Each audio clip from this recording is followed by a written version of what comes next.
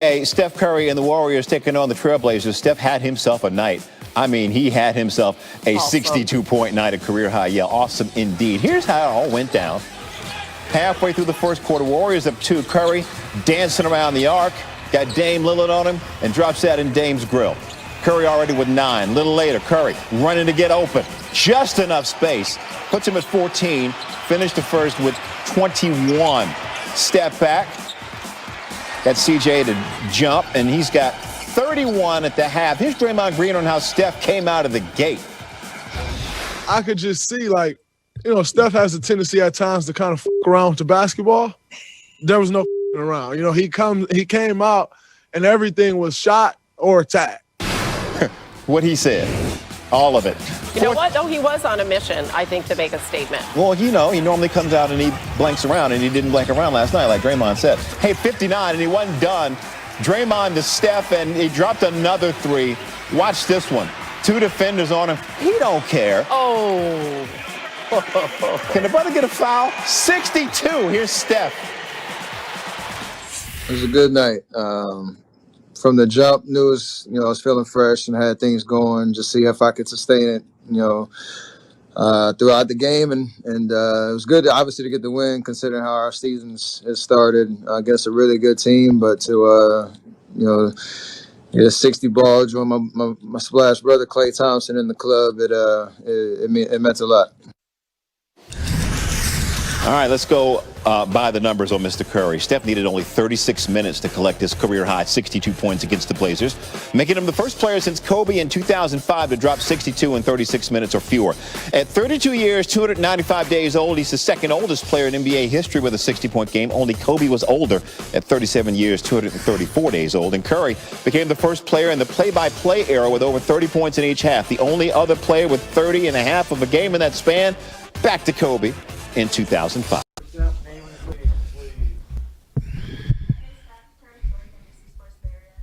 clear that some things have been frustrating you at the start of the season. So what were the things that have been marinating in your mind that helped you come out for a 21-point first quarter and then extending that to a 62-point record night?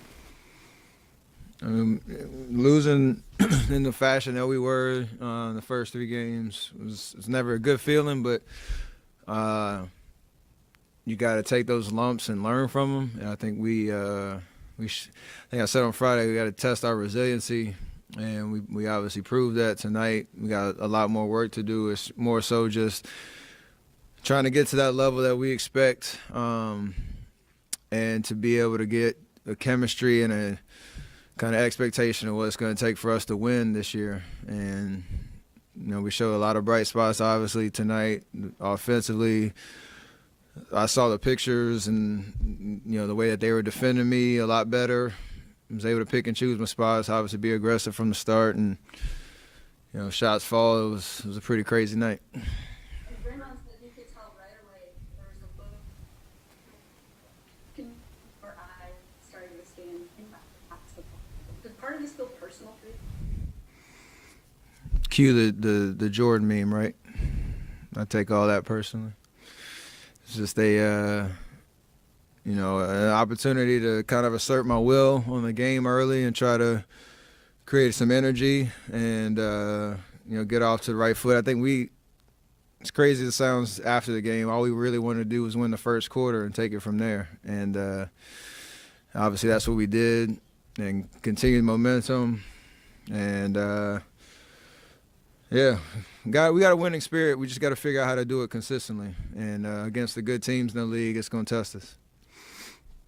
You so much feed off of the fans and that energy, and you seem to kind of ignite your own energy with your teammates. How was that? And was it kind of strange not to have a building full of people, cheering every shot that you hit? It was different. I heard Coach talk about all 42 people in the stands, gave me a round of applause for leaving the last 30 seconds of the game. But more so, we just had a better energy to start the game where you can feed off of that. And in this league, that's all you really need. And, we have talented guys that I think that we care and we're trying to get to the level again that we want to be at. So when you have something to be excited about, you kind of feed off your own energy, and things start to go your way. So there is no. I was around when obviously when Clay scored 60, and there's a different environment, a different experience, and you understand what that's like. This was totally different, but I'll take it. You're not obviously going to score 62 every night. Hey, why not? If you do, you do. But do you feel like you need to hunt shots more like you did tonight than maybe you did the first few games? I mean, it's more so just seeing how the defense is playing me and just trying to make the right decisions. Obviously, I think I got to shoot and I got to score, but how it could look different from night to night. So that's what I got to continue to understand. And being aggressive might not mean getting double-digit shots every quarter. It's kind of just, again, especially as we start to implement our offense and see those patterns. We can start to open up more space, and I can affect the game that way. But I definitely have to be aggressive. I got to be decisive. And, tonight to start the game like that, I think it gave us all a big boost. Do you feel like 62 points saved your legacy, or do you have 60 more games, as Seth said on Twitter? That was my favorite tweet I saw before. So he knows how to keep it real for me. But there's nothing really needed to be said before tonight, and there's nothing I need to say afterward. It's just, like I said, I got a lot left in the tank, and just thankful to God that I'm healthy and able to be back out there playing and enjoying the game that I love, and surprising myself from time to time. So it's pretty awesome to kind of have a night like this, obviously get the win, and see where it goes from here. Steph, you've had crazy highs, but it's been a rough year and change. What is it about your personality that lets you come out and be resilient and have nights like tonight after all that? I don't get frazzled too easily, and very confident in who I am, and as a person, as a basketball player, and there's not going to be anything you can say about me or to me that's going to affect that. At the end of the day, that's how I got here, and I got a lot of people in my circle that understand what makes me tick and how much I enjoy this game, and all the different challenges that you get to experience, having been around 12 years plus. So it's going to be that kind of narrative from here on out, and I love it. I love everything about what this game offers, and the competitiveness and the fire, and I never run from it. So just excited to just be in that atmosphere where I get to play at the highest level and enjoy what I do. Did you get a sense tonight when you were?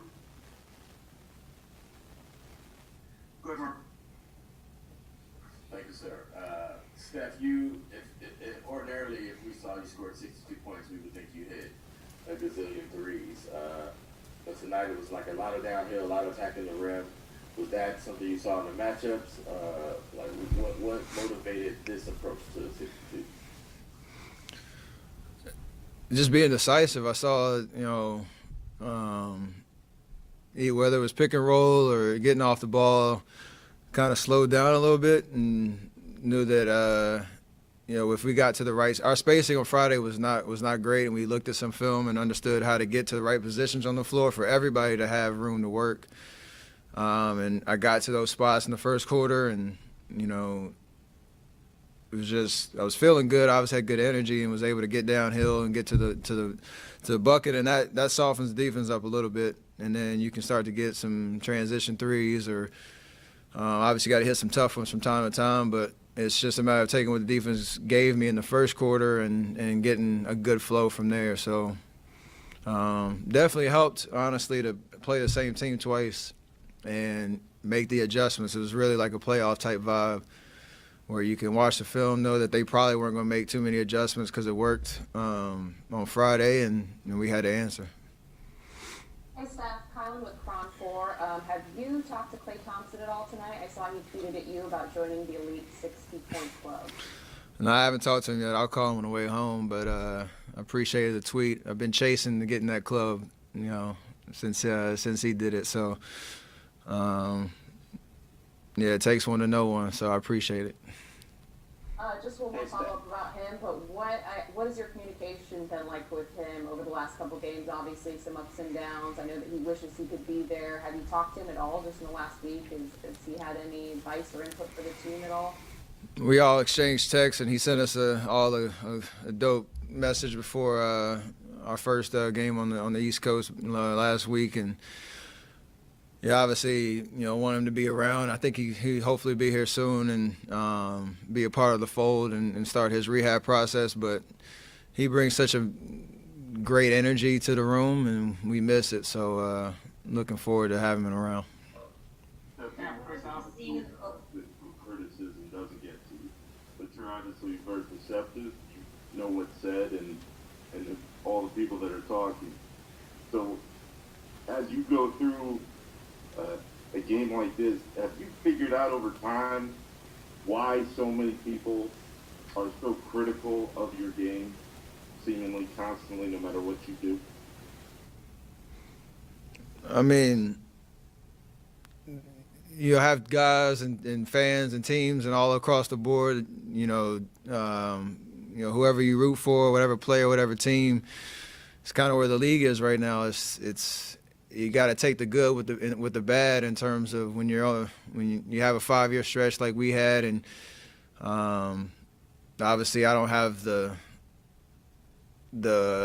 track record before 2014-15. That's kind of the normal, top of the league kind of status or whatnot, and kind of taking the league by storm. All that stuff is just a part of the fold, and the great ones always, again, are confident who they are, no matter what's said, and no matter what have you done for me lately type of vibe. It doesn't affect us or me in that respect. So when you win and when you kind of sustain that, you're always going to have a target on your back, and you're going to try to poke holes, and that's part of the business. I can't answer any better than that. It's just, I like being talked about because there's expectations. Steph, what was the scene in the locker room post-game? Draymond said it was pretty fun with Steve and James and